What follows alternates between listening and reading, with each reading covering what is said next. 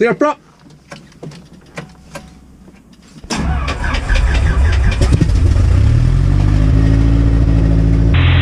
Oil pressure is checked. We're at 80. Before takeoff checks, make sure fully rich instruments, radios check. Elevator trim is neutral, flight controls free. Canopy is locked already. Golf Echo Golf Alpha Lima on Abraham Papa with a Juliet QNH 1007 requesting clearance for some circuits, please. Golf Echo Golf Alpha Lima, straight onto the left hand circuit, left out 1,500 feet, QFR, squawk 7010. Left hand circuit runway 30 knot above 1,500 feet, VFR squawk 7010, Golf Echo Golf Alpha Lima. Golf Echo Golf Alpha Lima, ready for taxi. Golf Echo Golf Alpha Lima, taxi to point note, runway 30 via Romeo. Holding point flight 30 via Romeo, Golf Echo Golf Alpha Lima.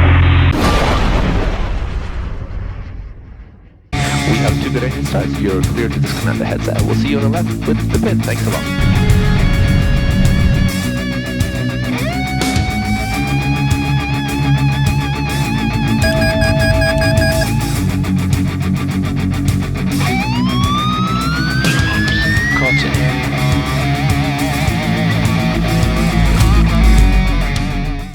What is going on, ladies and gentlemen? Welcome back. Today we are not flying in DCS, but rather flying my Christen Eagle II, which I have co-owned for the last little while, but unfortunately it's been in heavy maintenance.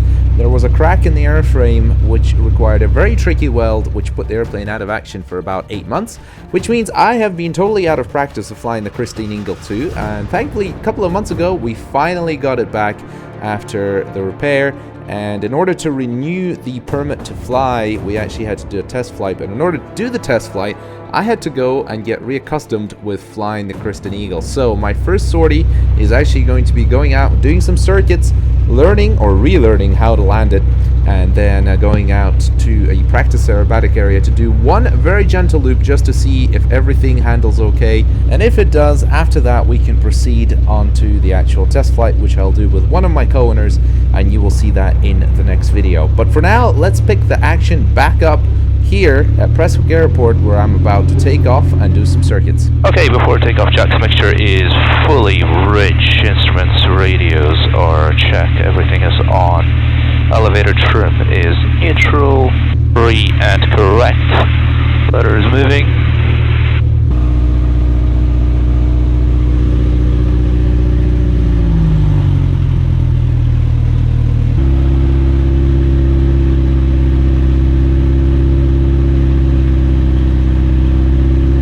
How we doing for the instruments? Oil pressure is in the green, oil temperature is in the green. We've got fuel flow. Radios are set, transponder is set. Golf Echo Golf Alpha Lima, hold your short 30, Mike ready for departure.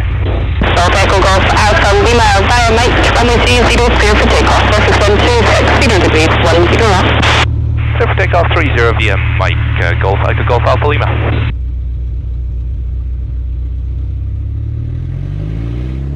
And full power, here we go. First takeoff in the Christen Eagle after many months of not flying this beautiful bird. And I'm just watching everything like a hawk here because the airplane was taken apart in many pieces, and I am effectively the first test pilot after everything's been packed together. So I am just super careful, very gentle in the controls.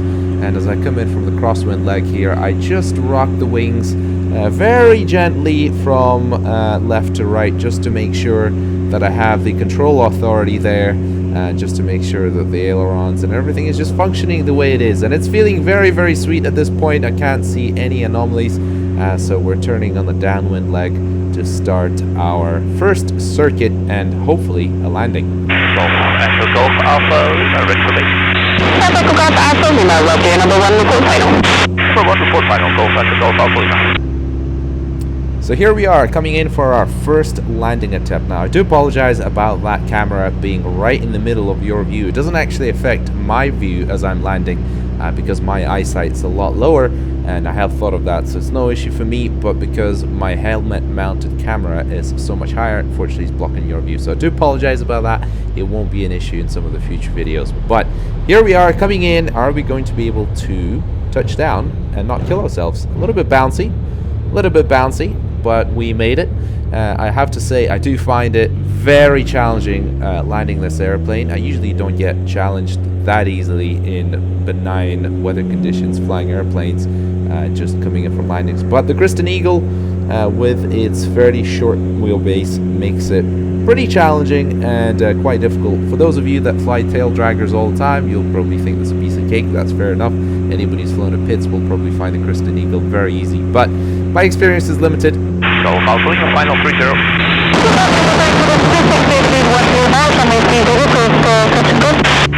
30, go, calculating.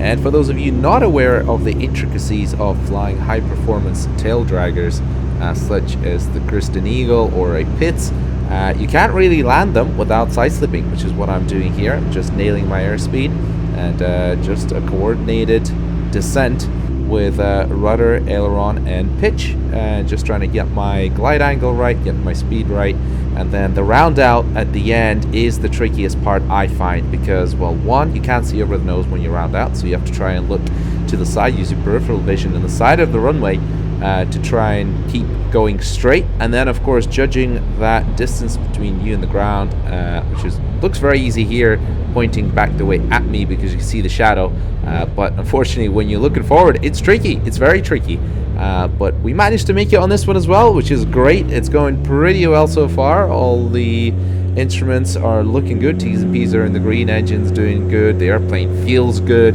I am very happy, and I'm just doing a nice low transition here in ground effect, just getting a little bit of airspeed and taking off again for another circuit.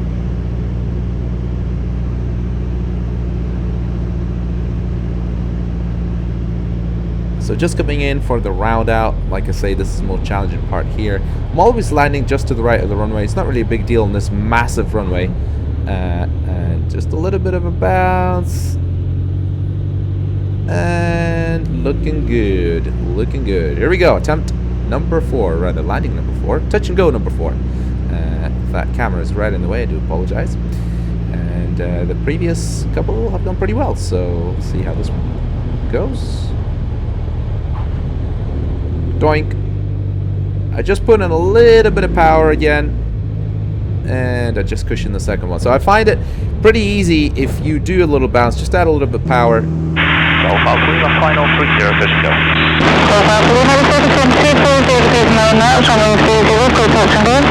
Fish go 30, go Falcon. Decided to do a right-hand circuit this time just for a change.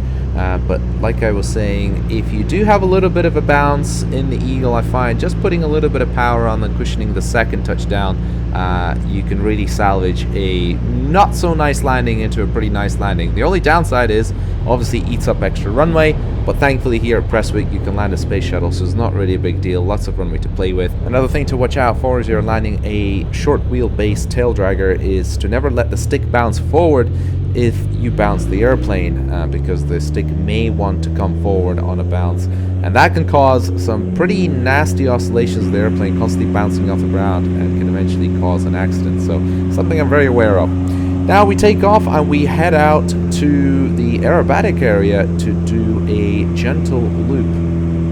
So 20, 30, 35.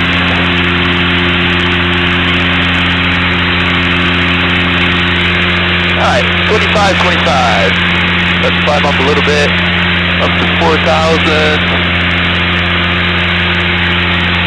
Yeah, 4,000 looks good.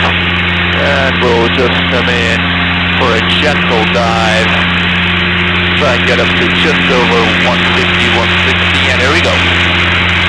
3G, looking over the top, easing it all, easing, pulling out. Here comes the G. Alright, first loop, 7 months. Woohoo! Alright, how's the airframe? Nothing falling off? Ailerons look good. Wiggle the rudder is good. So that was a very successful first loop in the Christen Eagle. It was a very gentle one. At this point, all I had to do was come back, land, And then on the next flight, me and my co-owner Tim took the airplane up for a test flight, which involved a whole bunch of different things, but probably the most interesting was pushing it up to VNE, the never exceed speed of 210 miles an hour in the Christen Eagle, which proved to be highly entertaining and very interesting for a number of reasons, which you will find out in the next video. But for now, hopefully you've enjoyed this one. Please make sure to subscribe for future videos, and before you go, check out my new website for buying and selling aircraft, WINGLIST. Together with my very like-minded aviator co-owners, we have been working very hard on making WINGLIST the best place to buy and sell aircraft online. So if you're in Europe or in the UK, please make sure to check out WINGLIST. It's currently free to list with us for a basic ad, and you can show off your aircraft in the best possible way with up to 100 high-resolution photos. With a clean, modern look and an easy user interface, hopefully WINGLIST will bring a smile to your face compared to some of the older looking and outdated aviation websites for buying and selling aircraft out there. So with that said, folks, hopefully you've enjoyed this video, and hopefully I'll catch you in the next one. Adios.